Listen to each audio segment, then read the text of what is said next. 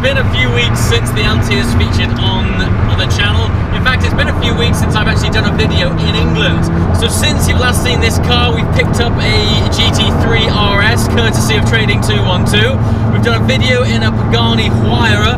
We've flown a Pagani Zonda F from Dubai to Italy, and I dropped my 100th video and celebrated in style by driving one of my all-time favourite roads. So if you haven't seen any of those videos, be sure to look back through and indulge in those. But we're back in the LT. Today I'm going to discuss something that I very rarely discuss, and that is things that I actually don't like about cars, and specifically today, this car. Now, once again, regular viewers of this channel will know that this car, since the very moment I stepped in it in Tenerife to the few weeks after where I was compelled to purchase one, you know how much I love this thing. It has absolutely recalibrated my appreciation for cars and what a road-going supercar can do. But of course, with all cars, nothing is perfect. And typically, I judge my experience with a car by how many miles that I've driven it, not necessarily how long that I've owned it for. So the LT, I've had it for maybe 4 or 5 months. But in that time, I've done, well, 5,224.2 miles in it.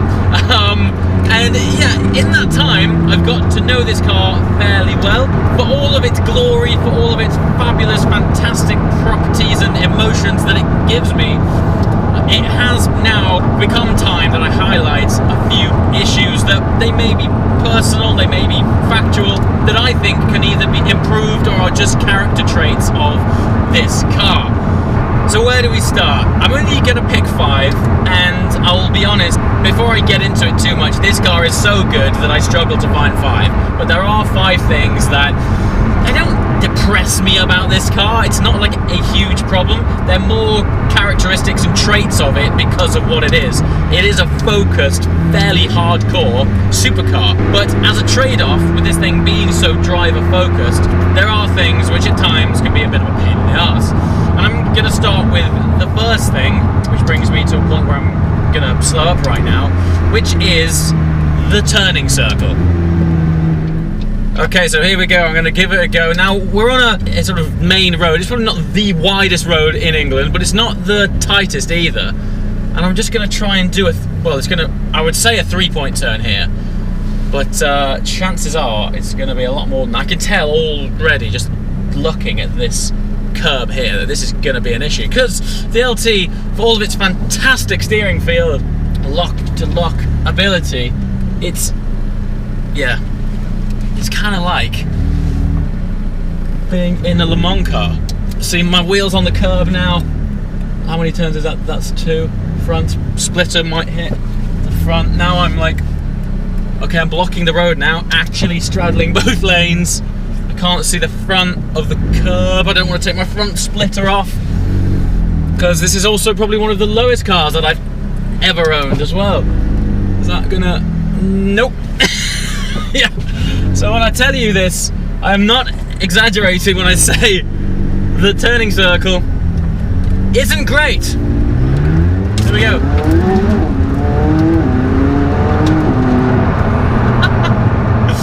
Yeah, so as you can see, when you're in situations where you might have to make something like a 3-point turn, that scene from Austin Powers comes to mind.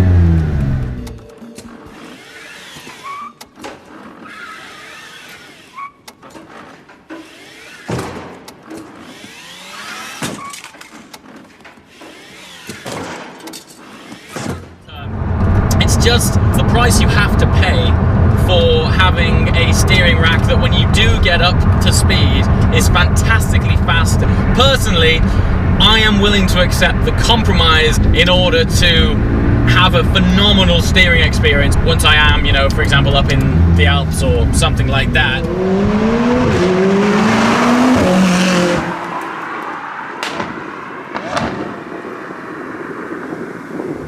So number to isn't something that I can demonstrate right now, but I will talk about it. Fortunately, right now we're driving in an incredibly beautiful, sunny England. And during the daytime, fantastic. Nighttime, the headlights on the LT, they just aren't up to it. When the sun goes down and you're piloting this thing fairly swiftly on a country road, you need the road to be well lit. And I don't know what it is about these headlights. I can't decide if they're not bright enough or if the angle of them isn't right. The projection and trajectory of the beam doesn't project far enough down the road for you to comfortably anticipate what is coming. Now, I have in fact taken this car back to my dealer and asked them if they can tweak it. They said they could, but when I got it back, I didn't see much of a change. Now, I'm not sure if that's my car specifically, but yeah, I'd be interested in fact to talk to other LT owners to see if they've experienced a similar thing. But in my experience, headlights, they don't quite illuminate the road just enough. Now, I consider myself to be a young, fairly fit, flexible dude, but when I get it in and out of this car, it can be a pain at times, and that's predominantly because of this big sill. Now, again, with these cons come pros. We are in a phenomenal full carbon tub. The chassis dynamics, the weight of this car, it's all a fantastic thing that is very focused on driving. And if you're only going to get in and out of this car, you know, once or twice a journey, it's not so bad. When I'm filming, I'm in and out of this car a lot.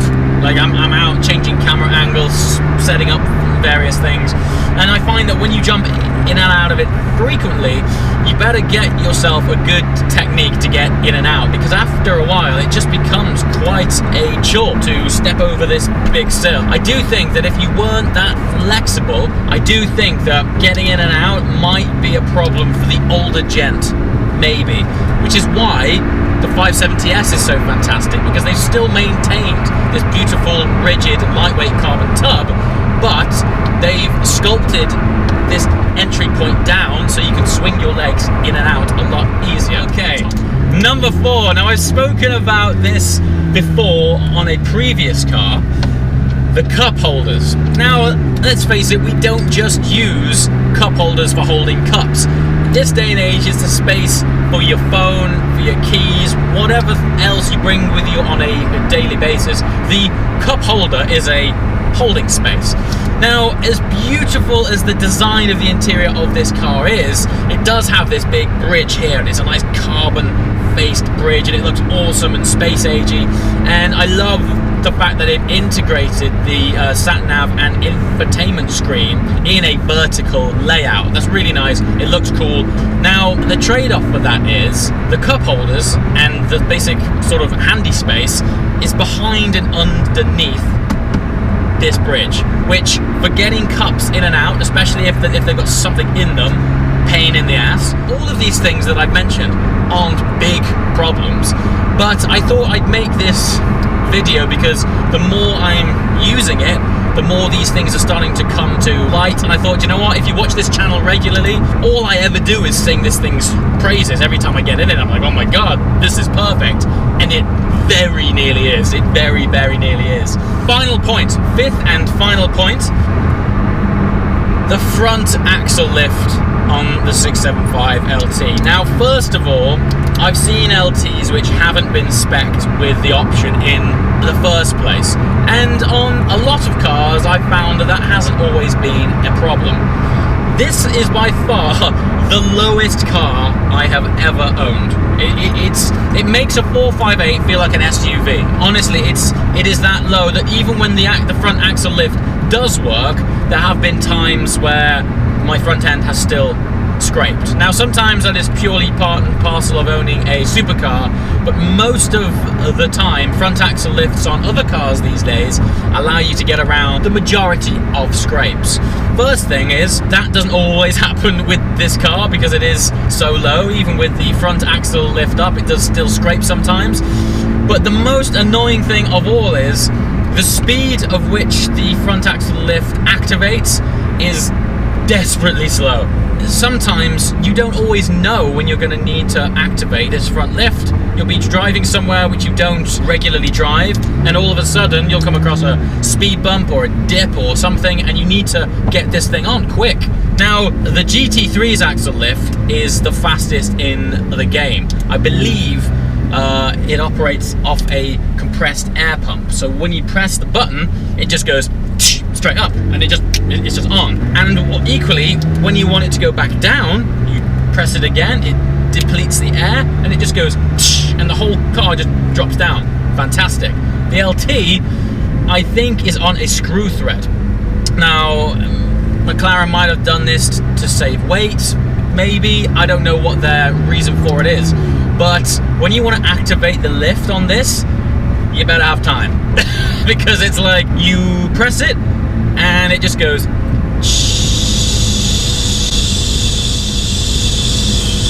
like this, and you're waiting, and it's going. Sounds trivial, again. Sometimes though, I've found myself where I'm holding up traffic because I'm starting to raise up my front lift to get over a bump, and that's just the way it is.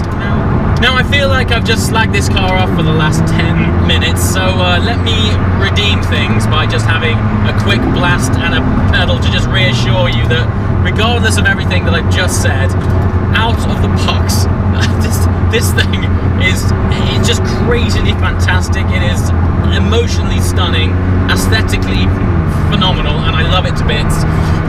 But those are the quirks that sometimes, when you live with it on a day-to-day basis, isn't always so awesome. To make up for it, I'm going to point you guys forward, have a quick squirt, and I'll see you next time. Thanks for watching, guys. Ciao.